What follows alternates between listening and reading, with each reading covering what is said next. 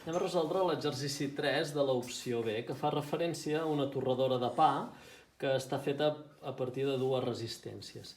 Si totes les dades que ens dona el problema les dibuixem, podríem fer un dibuix semblant a aquest. O sigui, aquí tenim la connexió 230 de dues resistències connectades en sèrie.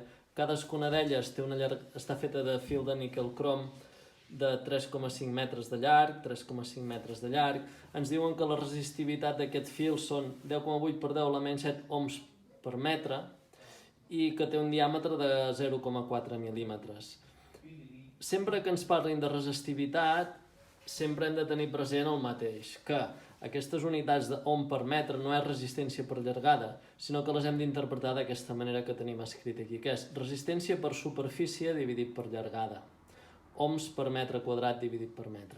A partir d'aquí ens diuen, val, i quina és la resistència total d'aquestes dues resistències en sèrie a 20 graus? Doncs bé, a partir de la resistivitat, aquests 10,8 per 10 a la menys 7 ohms per metre quadrat partit per metre, ja posem directament, hem de trobar la resistència d'un fil que té una secció, com que els metres quadrats són a dalt, el posarem a baix, quina és la secció d'aquest fil. Té un diàmetre de 0,4 mil·límetres, els passem a metres, per 10 a la menys 3 metres. Dividim per 2 perquè és radi, és pi r quadrat. I la llargada d'aquest fil són 3,5 metres d'una resistència i 3,5 metres de l'altra, són 7 metres de llargada. I d'aquesta manera trobem que la resistència total a 20 graus són 20,16 ohms. El problema continua a partir de la següent informació. Ens diu que la manera de calcular la resistivitat a altres temperatures que no siguin 20 graus és la següent. És a partir d'aquesta fórmula que diu que la resistivitat a la temperatura que nosaltres volem calcular d'aquest fil doncs és la resistivitat d'aquest fil a 20 multiplicat per 1 més un coeficient alfa que val 0,4 per 10 a la menys 3 graus centígrads a la menys 1 per l'increment de temperatura. I diu que volem escalfar fins a 600 graus. Per tant, la resistivitat a 600 graus d'aquest fil serà la resistivitat a 20 per 1 més alfa per increment de temperatura. O sigui, la resistivitat a 20, que és 10,8 per 10 a la menys 7, per 1 més el coeficient aquest que dèiem abans, 0,4 per 10 a la menys 3, per l'increment de temperatura. Si estem parlant de que volem anar a petar a 600 graus i partim de 20 graus, doncs hi ha 580 graus de diferència. I d'aquí trobaríem que la resistivitat a 600 graus és 13,3056 per 10 a la menys 7 ohms per metre. I ara ens demanen, i quina és la resistència que tindran aquestes dues resistències en sèrie a 600 graus? Doncs bé, a partir de la resistivitat a 600 graus, tal com hem fet abans, mirem a veure quina és la superfície que té aquest fil, és pi r quadrat, o el diàmetre dividit per 2 en metres al quadrat, tal com hem fet abans, i la llargada, com hem fet abans, són 7 metres. Per tant, aquesta resistència a 600 graus té un valor de 74,12 ohms. Si ens fixem, la resistència quan teníem 20 graus tenia 60,16 ohms, el fil aquest, i a l'escalfar-se la seva resistència augmenta. I ens diu, i quina diferència hi haurà entre la intensitat que consumeix la torradora a 20 graus i a 600 graus? Doncs bé, calculem la intensitat que consumeix a 20 graus, que aplicant la llei d'Ohm és voltatge igual a intensitat per resistència. Sabem que el voltatge 230 volts, la resistència a 20 graus era 60,16 ohms, per tant, d'aquí trobem que a 20 graus consumeix 3,823 amperes, fem el mateix a 600 graus, però ara posant-hi la resistència a 600 graus, que l'hem calculat abans, de 74,12 ohms a 230 volts, doncs la intensitat a 600 graus serien 3,103 amperes, consumeix menys, perquè hi ha més resistència, per tant, l'increment d'intensitat serà menys 0,720 amperes, la diferència d'aquests dos valors. L'exercici 4 va sobre un cotxe de Fórmula 1 que corre un gran premi al circuit de Montmeló i té una sèrie de característiques, que el corre a una velocitat mitjana de 192 km per hora i que ha consumit una mitjana de 2,5 quilos de combustible per volta, i que el combustible que feia servir tenia una densitat de 0,74 quilos per litre i que el circuit té una llargada de 4,655 quilòmetres.